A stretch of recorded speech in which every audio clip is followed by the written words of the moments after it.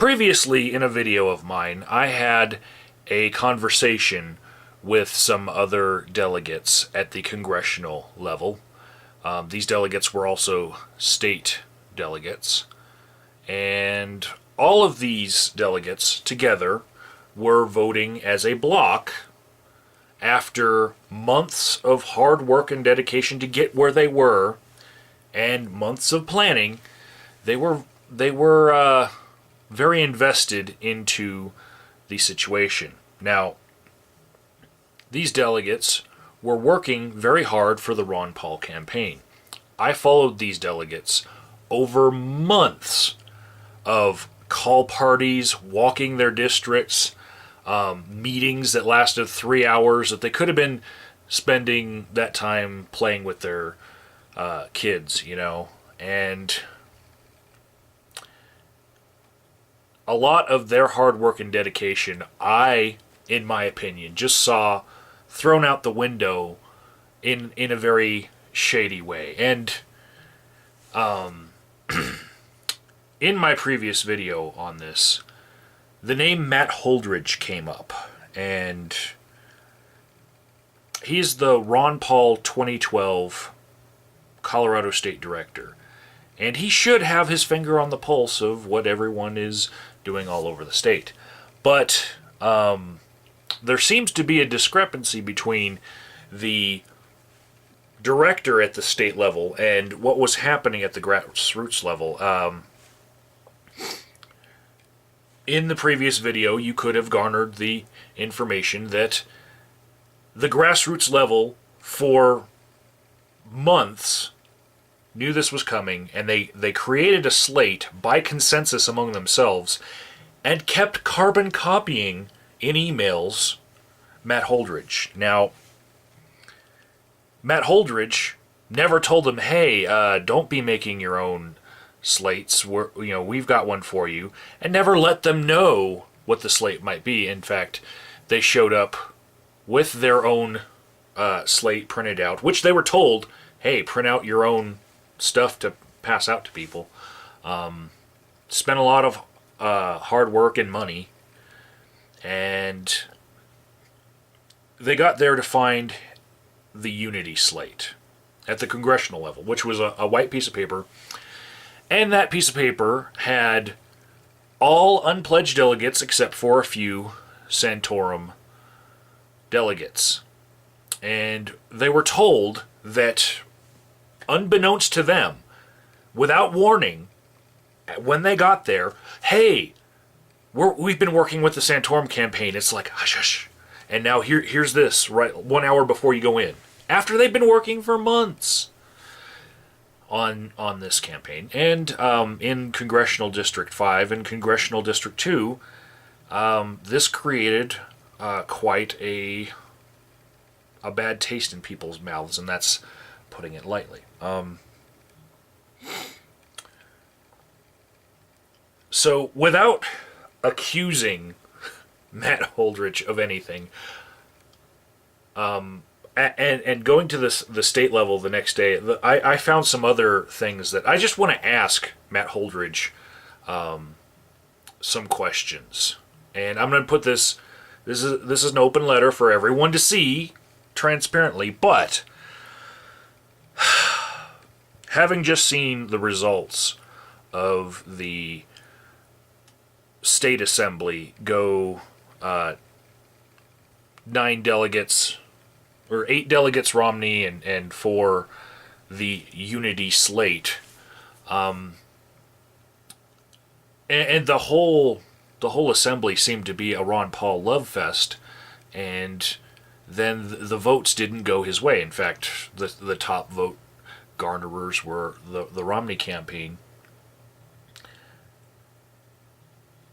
I'm wondering what happened, but also there are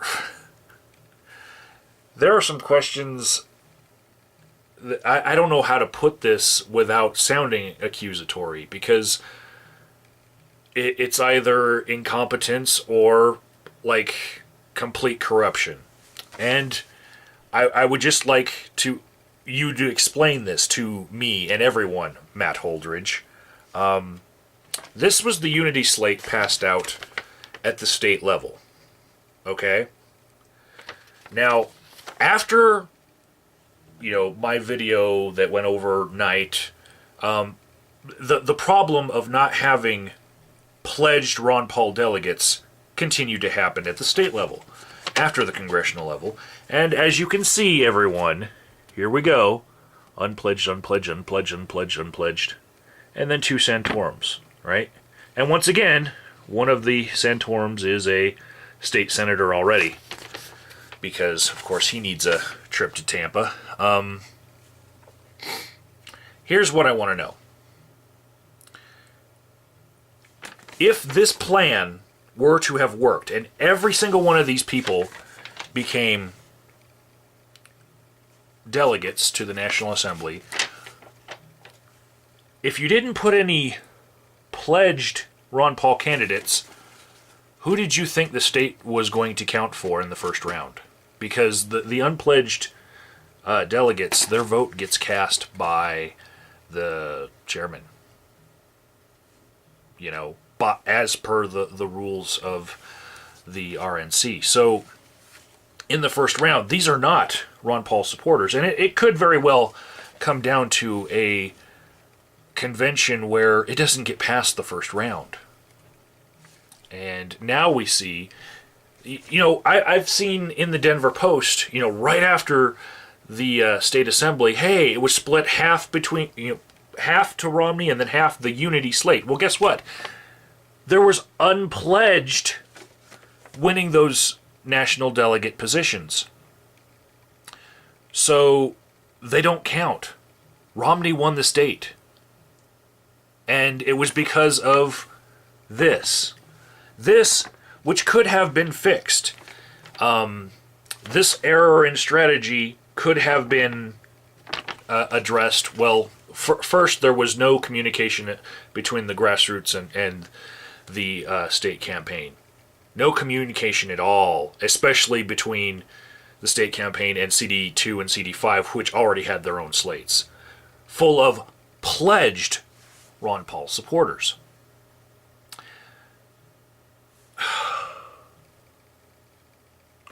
The other way that this could have been addressed is after it was brought up, these names could have been switched out for pledged Ron Paul supporters. Now, I was a pledged delegate for Ron Paul, but there was 100 people more deserving than me that put, far more years of effort into this. And I'm not saying this selfishly. I'm saying they should have had their names on there rather than these unpledged people. And I understand maybe these people were unpledged, and they were vetted by us down on the floor after we got this, unity slate for the second time. And these unpledged actually were for Ron Paul, but they decided to run unpledged in order to get votes from other people. But this guy right here, Randolph Licht, he absolutely was not planning to vote for Ron Paul at all. Ask him yourself. Actually, I have many people who will tell you that in vetting that guy, he was not at all going to hold up his end of the deal if he was elected. Yeah.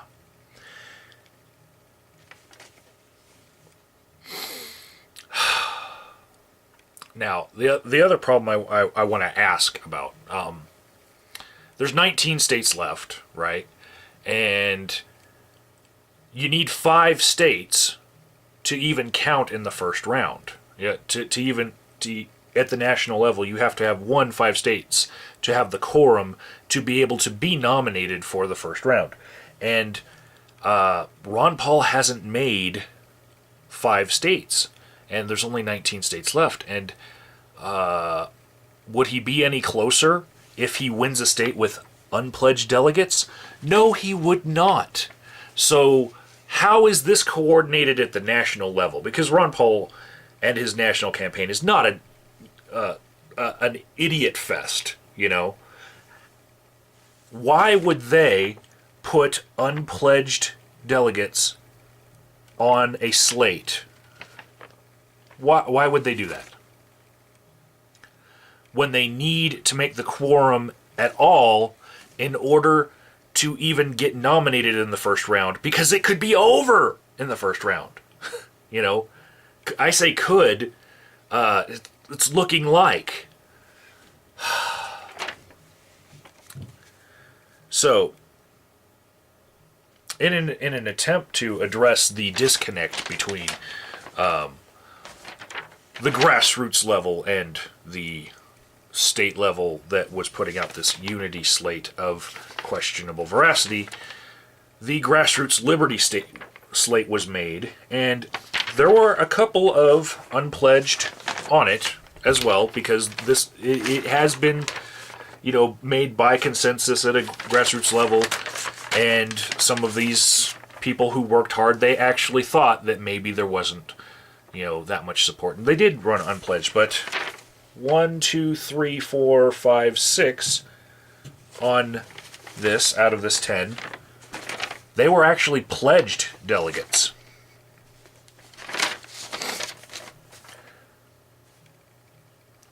And they did say on their slate, please put these names in addition to these. But, they had pledged delegates. The state level had none. None. Okay. Next thing I want to ask Matt about is this deliberation between the candidates, between Ron Paul and Santorum to make this unity slate, or was it just the campaigns at the state level? Because it's actually 2 state coordinator signatures here. Now, to me, it actually seems that it's not just Matt Holdridge who has the disconnect between his state level organization and the grassroots level. It's this guy right here. Also, because for the night between the congressional and state level, and while we were actually at the state assembly, I was getting emails from Jennifer Warhawk, the Colorado State Grassroots Coordinator for Rick Santorum, who signed up everyone at the county level at her Rick Santorum table. And so she's got this massive email list, and I'll just put a link in the description box to this email saying what she thinks about unity slates. And yeah, just like how at the congressional level, it wasn't the Ron Paul supporters that were on the unity slate that made it. It was the Ron Paul supporters that had grassroots backing. Her influence is actually more than Sean Conway. And I have to wonder why this guy right here would have any dealings with this guy when he's not the guy with the power, And just so that you know how much there's a gap between Santorum and Ron Paul. I've previously even said on my own channel that Rick Perry, Michelle Bachmann, and and Santorum, those are the 3 that I despised and wanted out of the race. That's why I'm a delegate. So when you add Santorum delegates to this, how do you feel? How do you not get that you are pissing off your own base? How do you not get that? Not one pledged Ron Paul supporter. Not one. 2 days in a row, congressional and state. What? So the divide on the Santorum side, if you look at Jennifer Warhawk's email, she always puts in her signature this website. It's mad as heck. It stands for Moms and Dads Associated society helping to educate conservative constitutionalists. Now, who does that sound like? She has an entire website dedicated to making fun of the platform of Ron Paul. And this is who you're making this deal with the devil with. There was no deal with the devil necessary. It was a love fest for Ron Paul at the State Assembly, and any organizer worth his weight, with his finger on the pulse, I think should have known this from the congressional level, or just the delegate counts at all. And I as a question, I just want to know from Matt Holdridge, can you explain this? What was the decision-making process here? Because it was fail. It was really fail. And another thing, when you, Matt Holdridge, got up on the stage, you held up the unity slate. You didn't give anything to the grassroots people at all, And you told you told the Santorum people, come on over, right? Then right after you, a guy gets up and speaks for Rick Santorum, and I'm listening very intently because I'm wondering, is Santorum's side going to endorse this unity slate? Now, the guy said the word unity once, and he said the word unified twice, to my recollection. But never once did he say anything about this unity slate. And then at the end of his speech, he warmed up the crowd for Mitt Romney by saying that the guy speaking for Mitt Romney was his close friend, and please give him a warm welcome when he comes in. Does that sound like this was well planned out to you? Because really what this sounds like is,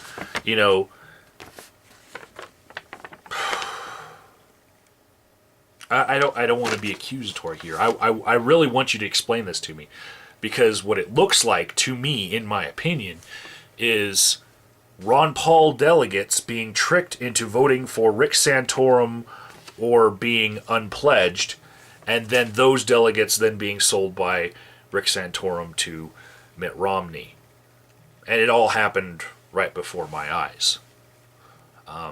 So, Matt Holdridge, if you would like to make a video and have it put on my channel to address all these things that have been said by me and other delegates that I spoke with at the assemblies, any video you want to make, I will host on my channel, because I don't want to, bully you with my 1,400 subscribers and the view counts of my video going through the roof, and everyone hearing your name come up in a negative light.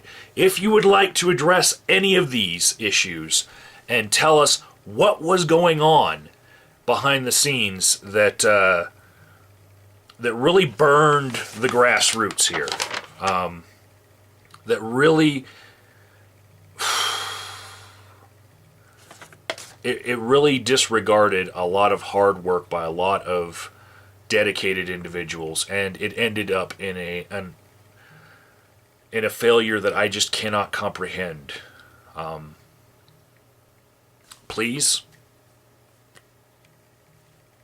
if you will, anything you want to say, I'll put it on my channel. Make a video.